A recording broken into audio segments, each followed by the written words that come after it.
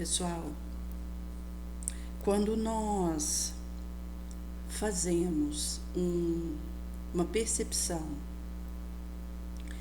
do aspecto da mediunidade, trazendo isso com o desenvolvimento da humanidade, desde os povos primitivos, que foram fazendo a sua multiplicação enquanto distribuindo por diferentes regiões do orbe, já se havia uma ideia da imortalidade, da preexistência do espírito ao berço e inclusive da sua continuidade após o túmulo. Como hoje nós temos o Pinga Fogo, nós traremos uma pergunta que diz respeito aos tipos de influenciações que podem acontecer, considerando encarnado e desencarnado, e as formas que somos chamados a lidar com isso.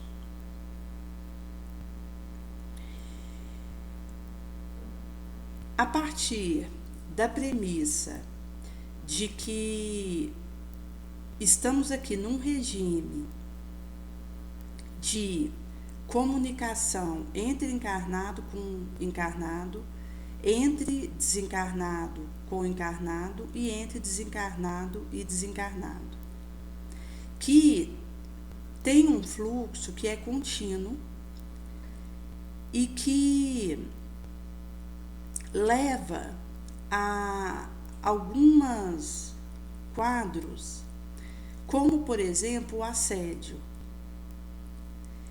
que vai dizer de uma situação que um espírito que está próximo ali se aproveita dela para prejudicar alguém. Daí é uma ocorrência pontual, em que alguém bate o carro num poste, chega em casa e vai explicar aquele ocorrido, em que o carro amassou, precisou ir para o conserto, então ficou sem o carro aí por uns 3 dias para que o conserto acontecesse. E como eles tinham só aquele carro ali naquela casa, ficou sem aquela locomoção. E, devido a isso, um espírito ali próximo pode aproveitar essa situação para insuflar a esposa desse senhor que bateu o carro a reclamar, a brigar, levando aí a uma indisposição e a uma abaixada na vibração. Então, isso seria o assédio. Mas, quando nós falamos a questão da obsessão, começando aí por algo simples, que depois isso vai assumir outros graus, vai haver a questão de intensificar essas investidas desse espírito, que deixa de ser pontual e começa a ter uma frequência,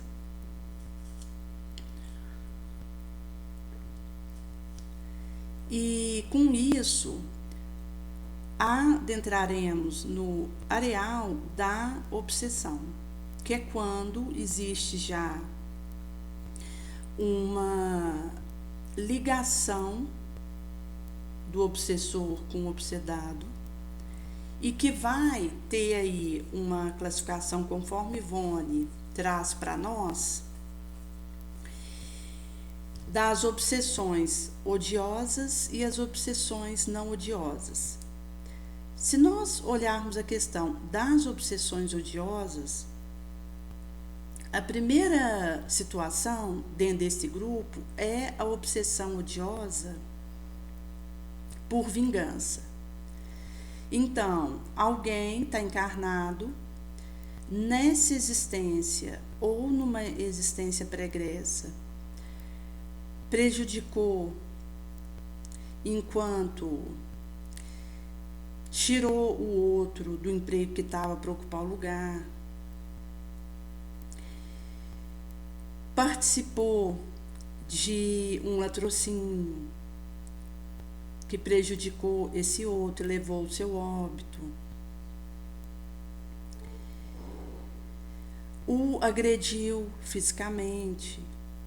E aí pode acontecer de permanecer um ressentimento naquele que foi alvo da situação, porque quando o indivíduo que é lesado, ele perdoa, ele libera. Então ele já não mais está ligado ao algoz. Ele sai com aquelas algemas e, ao destrancar aquilo, porque a chave do perdão encontra a fechadura, o acoplador e solta aquilo, o que perdoa, ele libera para experiências melhores. Mas aquele que guarda o rancor é como se ele achasse a fechadura daquela algema e trancasse sobre o seu punho. E considerando que aquele que houvera sido lesado guardou um ressentimento da situação, ele pode reencontrar o seu algoz de ontem ou dessa encarnação mesmo e urdir uma vingança obsedante. Então, nesse caso, vai ser uma obsessão odiosa por vingança. Existe também a questão da obsessão quando alguém assume um trabalho no bem.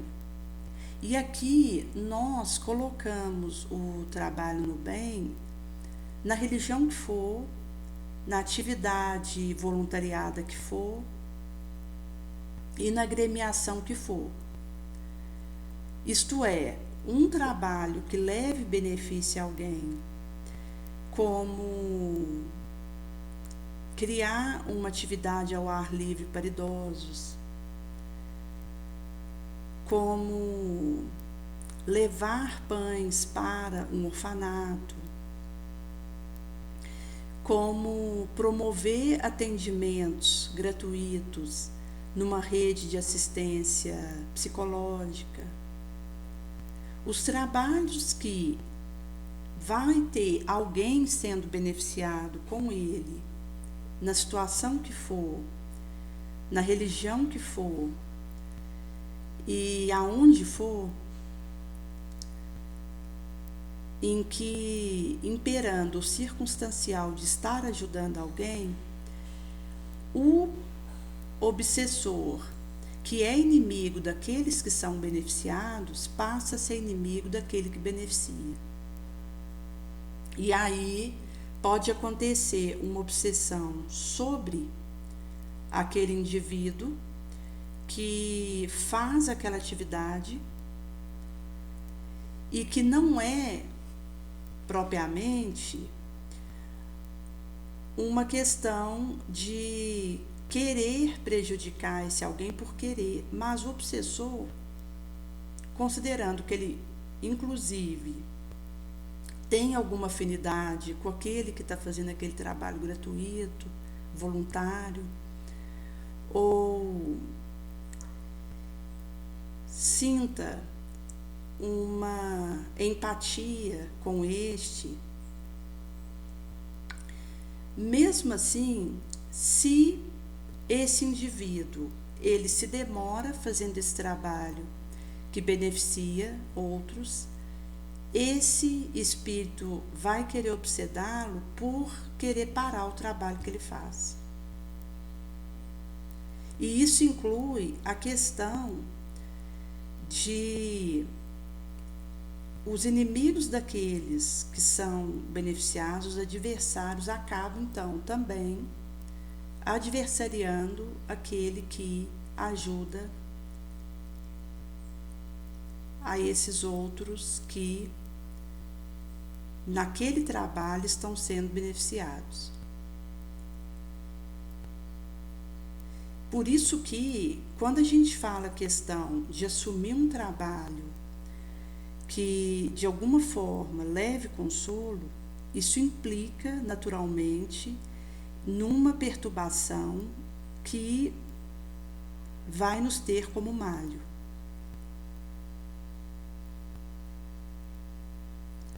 Visto que, ao assumir algo que ajude a diminuir a mazela, o sofrimento no mundo, tantos quantos não desejam aquele trabalho ou se sintam prejudicados por ele, ou não querem que os alvos daquela ação recebam aquele benefício, vem sobre nós, e isso implica que estaremos aí sob a injunção dessa obsessão por aquilo que realizamos.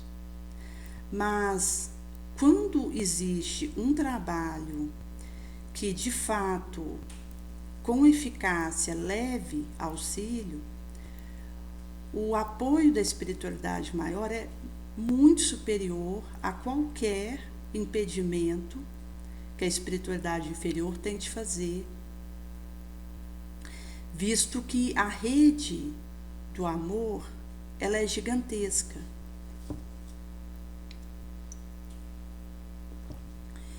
E o bem, ele é mais forte que o mal.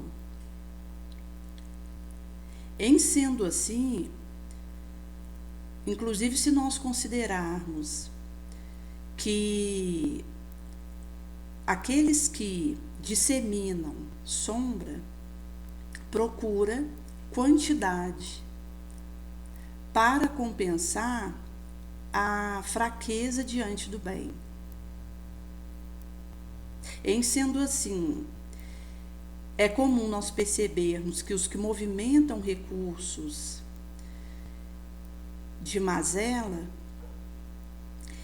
eles procuram aliciar a quantidade, porque se enfrentarem o bem em igual quantidade, sabem que vão perder. Então, para tentar ter um diferencial, tenta ganhar em quantidade. Mas por isso, porque o bem, ele está acima, é mais forte, tem mais resistência, mais sabedoria. E encontra formas de, mesmo num mar encapelado, revolto, conduzir aquele timão usando as diversas bússolas e recursos instrumentais que Jesus traz para ele enquanto naquela jornada no mar alto afora. Uma outra condição que diz respeito à obsessão odiosa é a obsessão por inveja. Se nós considerarmos, por exemplo, numa sala de aula, quando aquela turma ali faz uma prova de matemática, e se tem alguém ali que tem facilidade nessa disciplina e costuma tirar 9, 10, aquele que tem dificuldade naquela disciplina não é difícil nós encontrarmos ele tentando achar uma nota pior desse colega que sai melhor, porque isso alivia para ele a sua situação. Então essa é a questão da inveja, é quando a dificuldade do outro, o momento que ele desliza, eu comemoro. Porque isso alivia para mim a percepção de que não sou tão ruim assim, de que não estou tão atrás assim, porque o outro veio a falhar naquela situação. E a inveja, ela acaba virando uma febre mesmo no indivíduo que é tomado por isso. E em sendo assim, um espírito, seja encarnado ou desencarnado, ele pode perseguir alguém por perceber desse alguém uma facilidade, um dom, uma vitória moral, que ele ainda não divisou, não sabe como conseguir, e se percebe aquém disso.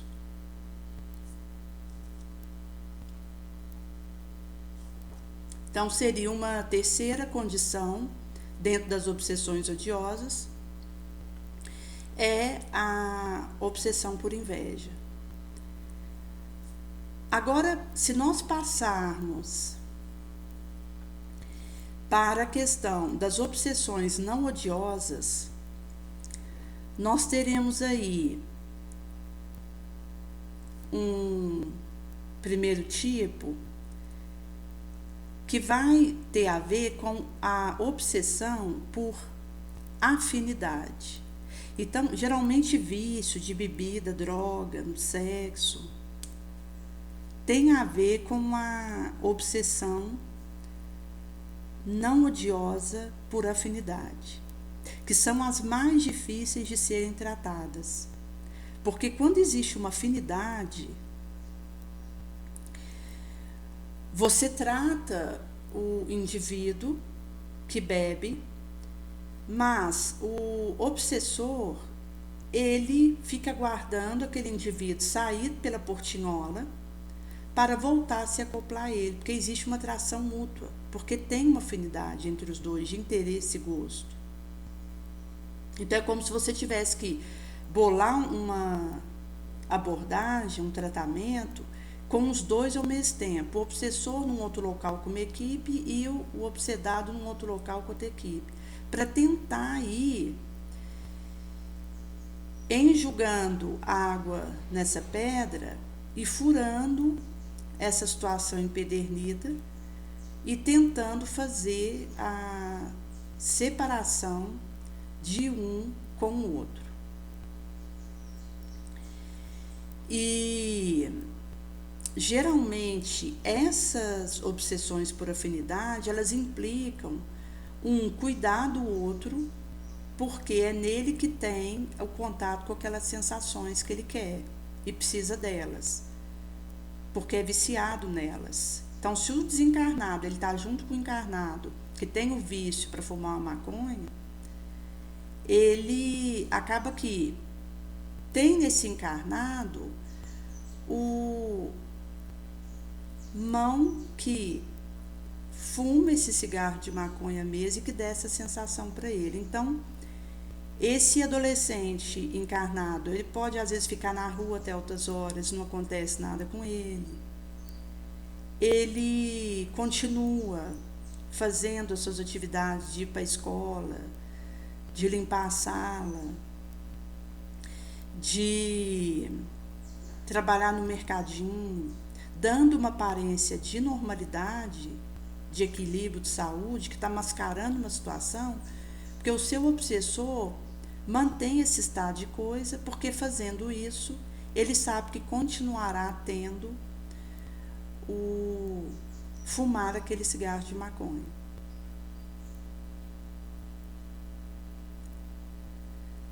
Uma outra condição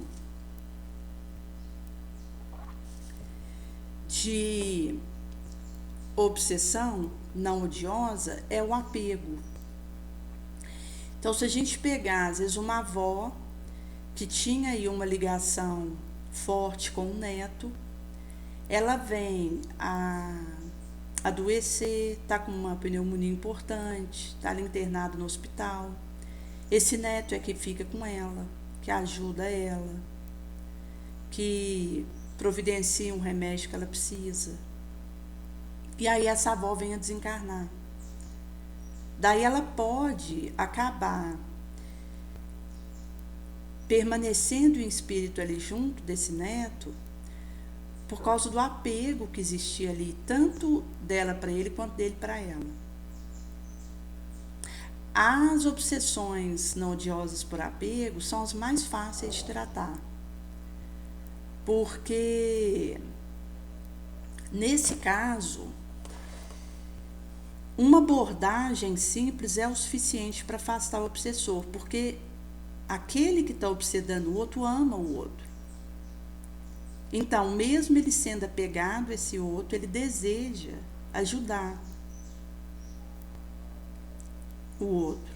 Então, quando ele é esclarecido acerca de que a presença dele ali direto junto com o seu ente querido está prejudicando ele, ele acaba aceitando em se afastar, porque sabe que vai para um outro local, vai poder receber um tratamento, ser ajudado, inclusive vai estar recebendo notícia desse ser querido que ele ali estava junto, apegado.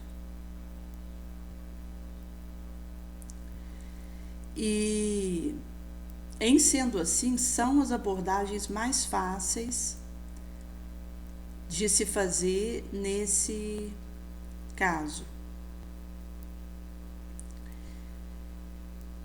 visto que a questão do apego, ela acaba que, às vezes, o indivíduo vai uma vez no centro espírita, recebe ali uma doutrinação, viu uma palestra, troca uma figurinha com alguém, desabafa, recebe o passe e melhora, porque aquele que estava ali apegado a ele é orientado e, como que é o bem dele, aceita se afastar para ser encaminhado ao tratamento que precisará fazer.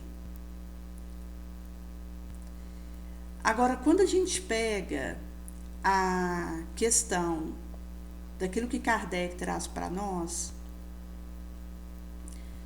nós vamos adentrar uma arena em que ele vai trazer a questão, primeiro aí, da obsessão, que é aquela simples, depois a subjugação e a fascinação, que é a mais difícil aí dentre essas três, porque enquanto que na obsessão simples o indivíduo ele reconhece que ele não está bem, porque quem está sob uma obsessão simples sabe que não está bem, percebe que o sono está alterado, o batimento cardíaco está alterado, a sua lucidez está alterada, o sentimento de angústia que sente, desesperação. Daí, aquele que está nessa situação, ele reconhece que está mal e que precisa de ajuda e vai em busca da ajuda. Mas aquele que está subjugado, e inclusive os casos de depressão são geralmente subjugação, que o indivíduo ele entra dentro de um quarto, põe um chumaço de algodão na fresta para não entrar uma luz dentro daquele quarto e deita naquela cama sem força de sair dali.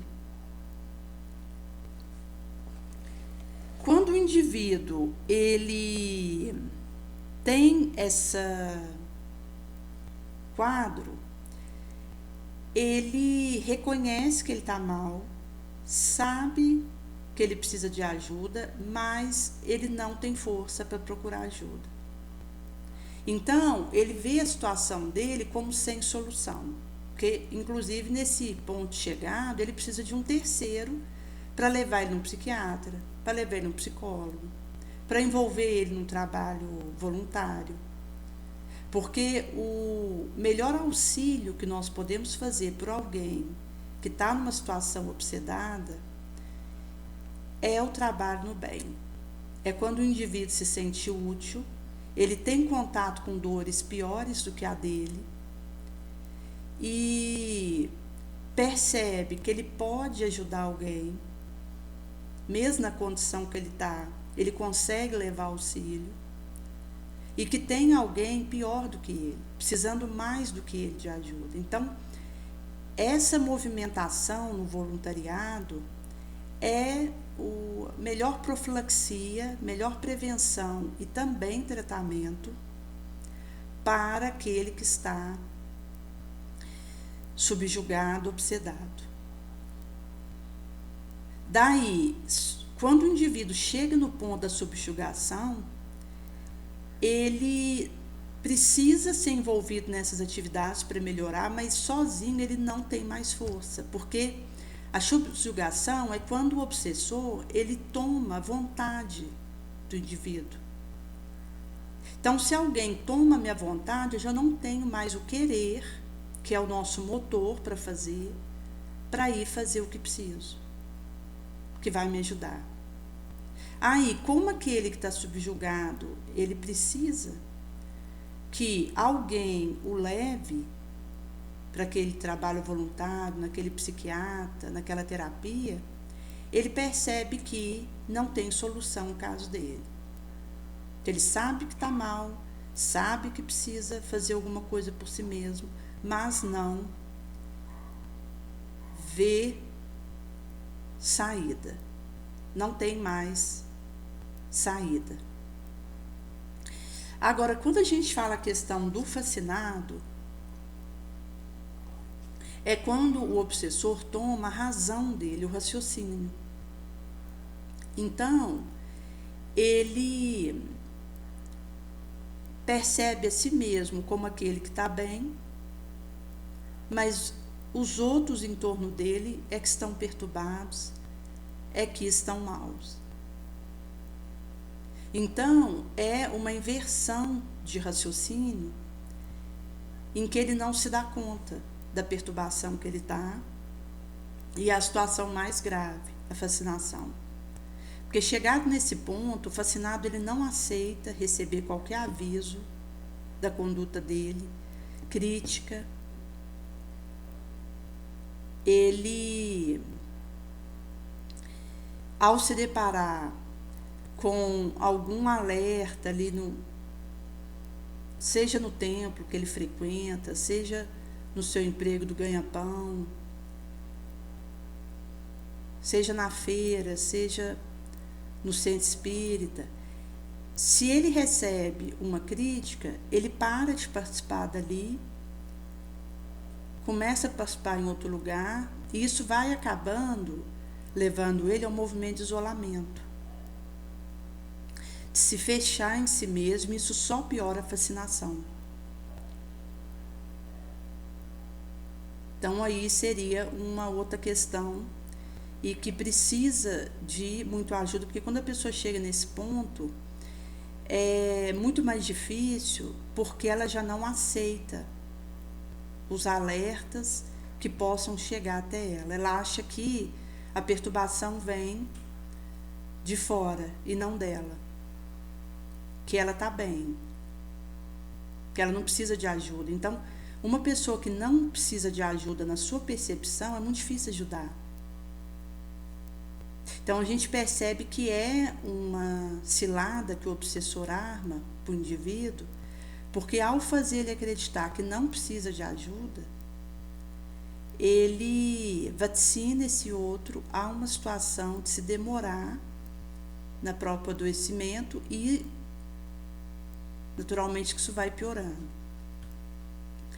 Agora, existe um outro aspecto que Emmanuel traz no Estude Viva, que é a meia obsessão,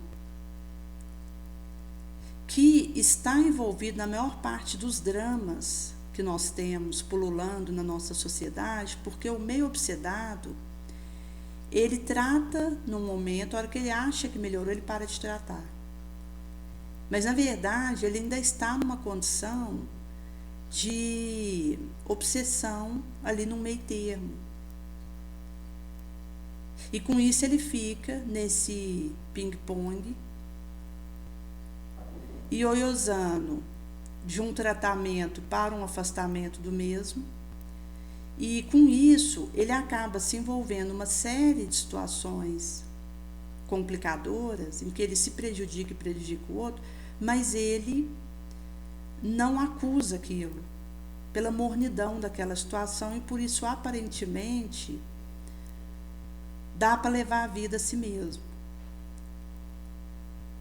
Enquanto que, na verdade, ele está aí sob o influxo de uma obsessão que, por ser aparentemente leve, morna, fica persistindo sobre si mesmo, com as consequências infelizes que isso traz. Por isso que, quando é feita essa questão da abordagem desses estados de influenciação, urgirá trazermos aqui a ação dos protetores espirituais que nos acompanham, que é, no caso, uma influenciação benéfica.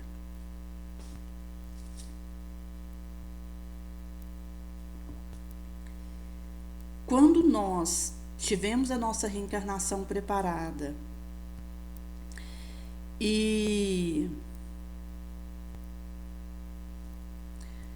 foi balizado pelo benfeitor que nos auxiliaria, no Romadeio aqui, isso significou que ele empurrou o nosso carrinho para ir, para seguir naquilo que precisaríamos dar curso aqui, mas que ele nos acompanharia. E quando a gente fala, gente, de um mapa reencarnatório, não é uma situação estanque, porque às vezes a gente confunde fidelidade a um programa traçado com rigidez. E o próprio trabalho para Jesus, ele pede uma flexibilidade, uma elasticidade, onde eu desaprendo para ressignificar, ressignifico para reaprender, e vou conseguindo fazer o meu melhoramento moral. Então, assim, quando você está dentro de um carro, que eu saio aqui do bairro que eu estou na Vila Universitária para ir para o Max Neumann, se eu não sei como chegar na casa que eu vou lá, eu coloco ali um GPS, ali no celular, e ele vai me indicando aquela rota. Mas, se caso eu desvie da rota, o GPS ele refaz a programação para chegar onde precisa e me indica um outro atalho para que eu consiga chegar no objetivo final. E a nossa reencarnação é semelhante. Não significa que, se eu desviei de uma dada rota, que está perdido o meu esforço reencarnatório. Mesmo a gente sabendo que, por exemplo, a subjugação, ela costuma sequelar aquele que se envolve nela. Então, se a gente considerar, por exemplo, essas questões de obsessões a nível da subjugação, que pode aí ser corporal ou moral, o indivíduo ele vai superando aquilo, mormente tendo aí o auxílio de um terceiro, porque chegado nesse ponto ele precisa de alguém para ajudá-lo. E Nesse caso, se a gente considerar, por exemplo, o depressivo, não adianta pedir para ele sair do quarto e ir para a sala, porque ele não tem força. É preciso entrar no quarto e convidar ele para alguma atividade que nós vamos fazer junto com ele e que ele vai se sentir útil. Então, nós vamos fazer um pão. Enquanto eu ponho na vasilha a preparação aqui da massa, você separa o fermento. Daí que são formas de trazer o depressivo para fora do quarto, ao envolver ele numa atividade de utilidade e que ele percebe que nós vamos fazer com ele. Porque se deixar ele sozinho, ele não tem força para fazer aquilo sozinho. Então, na pauta do auxílio que ele recebe, onde a espiritualidade é a base, enquanto oração, vigilância, vai acontecer de que ele vai recuperando, mas ele pode ficar com sequela. Daí que, mesmo a gente desviando uma rota e vindo a cair numa situação em que a gente vai recuperando e mesmo com sequela, mas vai conseguindo retomar a vida dentro de uma mínima normalidade, vão sendo feitos reajustes de rota pelo benfeitor que nos acompanha, para que a gente possa, ao terminar o nosso tempo aqui, ter um aproveitamento real da encarnação que nós tivemos. Por isso que quando a gente faz a análise da nossa trajetória, não é tão importante aquilo que foi programado per si, ou exatamente o desvio que eu já fiz até aqui.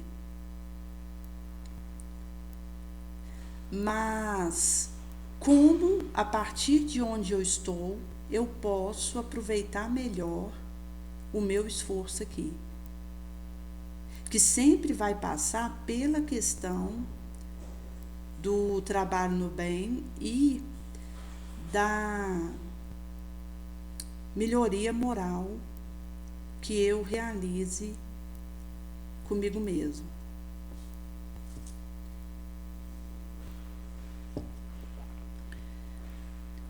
Por isso que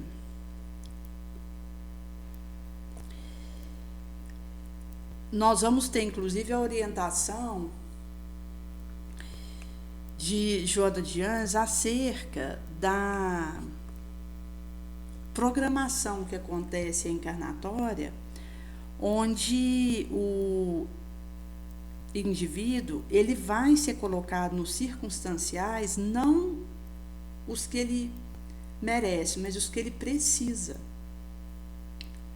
tendo em vista aquilo que foi acordado para a sua vilegiatura.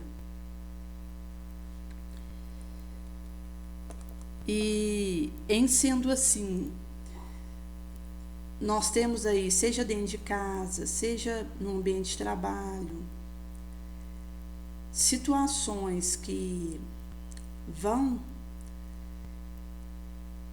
remeter a arenas de experiências que nós precisamos para as aferições e o desenvolvimento de valores que necessitamos. Por isso que o programa ele pode ter alguma alteração, pode ter alguma falha naquilo que nós estamos caminhando, mas quando nós continuamos aquela proposta e, medida do nosso esforço, a gente vai saindo daquela situação que ora nos demoramos, vai sendo possível a gente então ter essas perspectivas de melhorar a nossa rota. Então, por exemplo, se a gente fala a questão do vício, que são as abordagens mais difíceis, porque elas têm a ver com afinidade, isso acaba que, mesmo tendo esse dificultador, muitas pessoas conseguem superar esse estado de coisa e darem um segmento na proposta que houvera sido preliada antes de virem. Mesmo fazendo aí novos GPS, uma nova bússola, um novo atalho, mas ele consegue dar o segmento, mesmo inclusive levando cicatriz e sequela, que geralmente vai acontecer no órgão mais frágil do indivíduo, quando acontece um envolvimento obsessivo. Porque, inclusive, o obsessor, ele, ao usar aquilo que já existe como tendência do obsedado, ele traz aquela pá, aquela inchada, aquela peneira, para fazer ali um uso do que o obsedado já traz de vulnerabilidade e de tendência. Então, consoante Joana, ela coloca na Revista Espírita a questão da reencarnação e do que isso propicia para o indivíduo enquanto possibilidade, que per si vai significar um único caminho para resolvermos as nossas questões morais. Daí, o indivíduo, ele vive uma situação que o contraria ali com seu pai e procura uma cachaça para aliviar algo que experimenta. Não necessariamente o obsessor fica com um copo diante dele falando para ele beber. Às vezes o obsessor, ele aproveita uma indisposição que ele teve ali com o pai e insufla ele ali aquele escape pela bebida, porque ali ele sente um alívio. Outro pode ser que, quando isso aconteça, prefere pegar um carro e começar a andar, às vezes até de forma temerária, correr. Outro, às vezes, prefere sentar e comer até se acabar.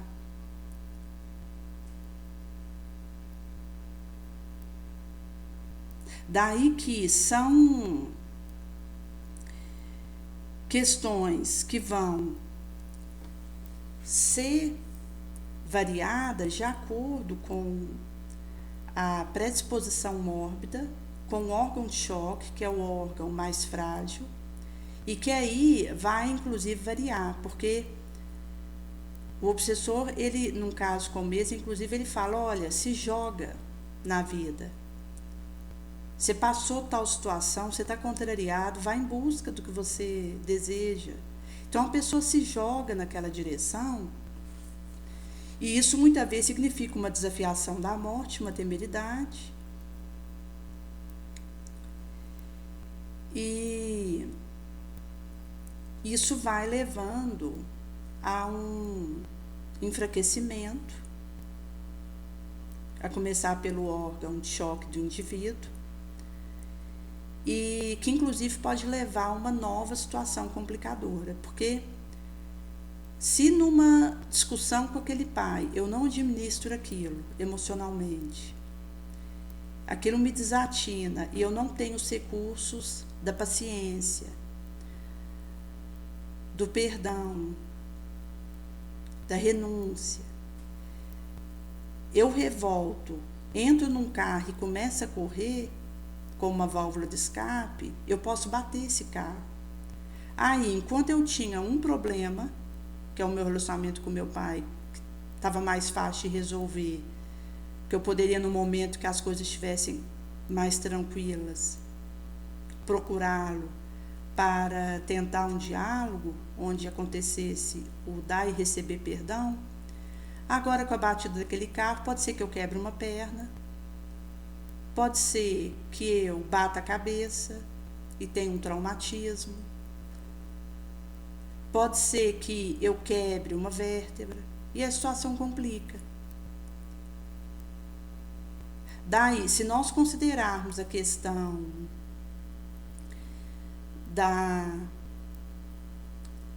situação que nós não conseguimos digerir emocionalmente, não nos munamos de recurso para lidar com aquilo, as válvulas de escape sempre vão ser complicadoras, porque inclusive, se nada acontecer quando o indivíduo entra naquele carro, depois da briga com o pai, e começa com aquele carro a correr, de qualquer forma ele já vai levar ali uma maior conexão com o obsessor.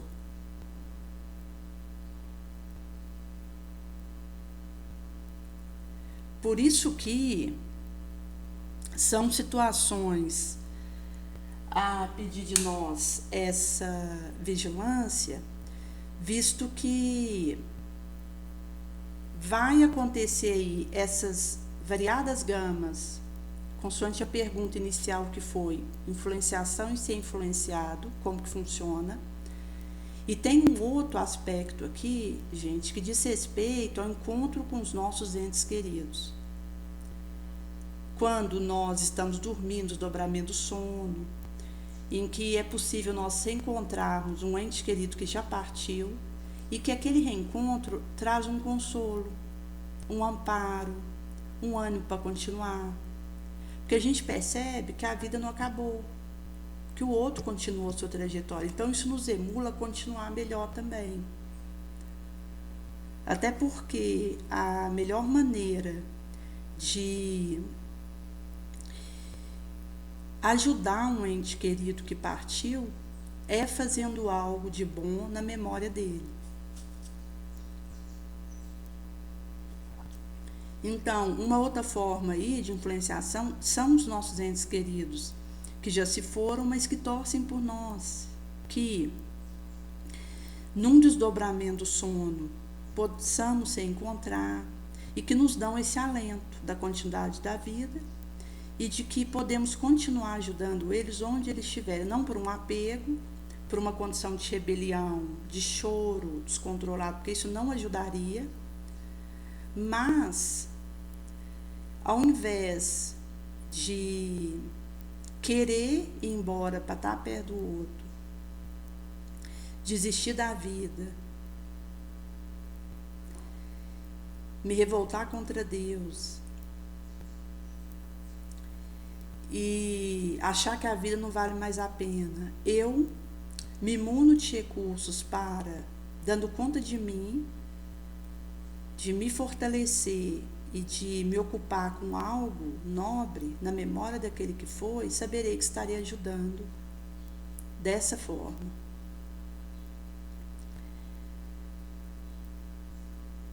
Por isso que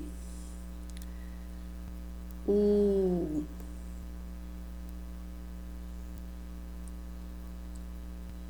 processo de reencarnar tem a ver com ressarcimento de delito, progressão, libertação das paixões inferiores. Então, é para que nós evoluamos, progridamos. Façamos aí essa libertação das nossas paixões malsãs e ressarcimento de delitos.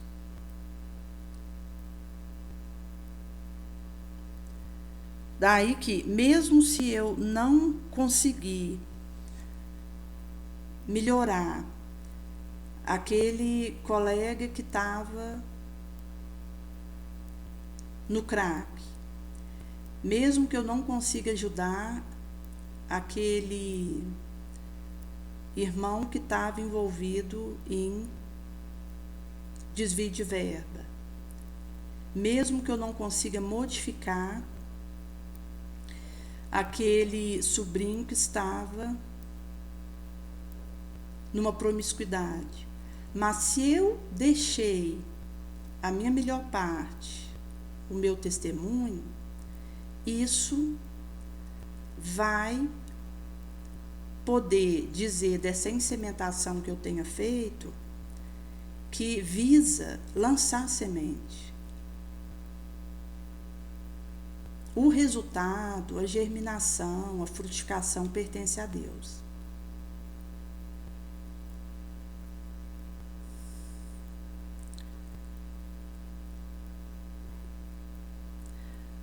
Por isso, Consoante vai dizer em Boa Nova,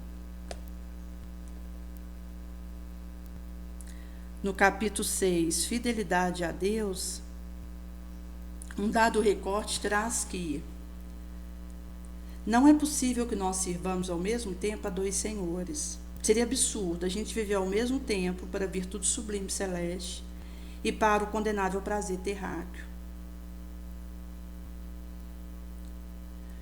O discípulo que propala a boa nova, ele precisa servir a Deus, fazendo esse comprometimento com a sua divulgação.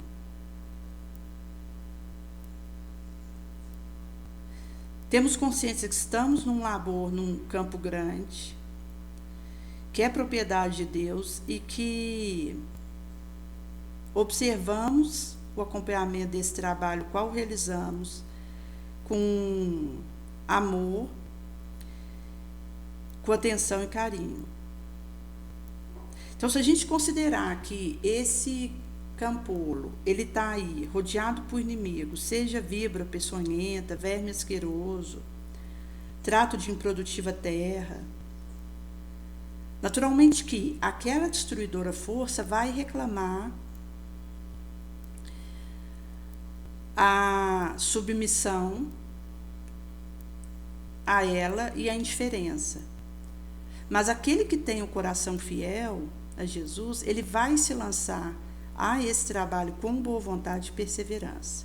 Entrará na silenciosa luta com o ambiente em que ele está e mesmo sofrendo-lhe o tormento, a sevícia com espiritual heroísmo, por amor ao reino celeste que traz no seu coração, por esse caminho ele poderá, e somente aí, plantar uma flor.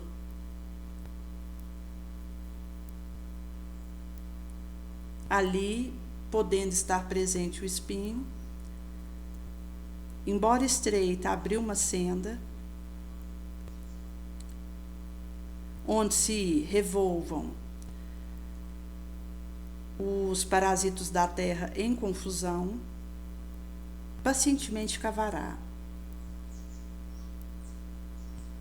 Vai buscar a entranha daquela gleba, daquele solo, para que, ao surgir a gota d'água, possa, com essa gota mesmo, cotejar onde queima um deserto, uma ermidão. Por isso que do íntimo desse servidor fiel sempre vai brotar aquele cântico de gratidão, de alegria, visto que Deus o segue com atenção e o ama.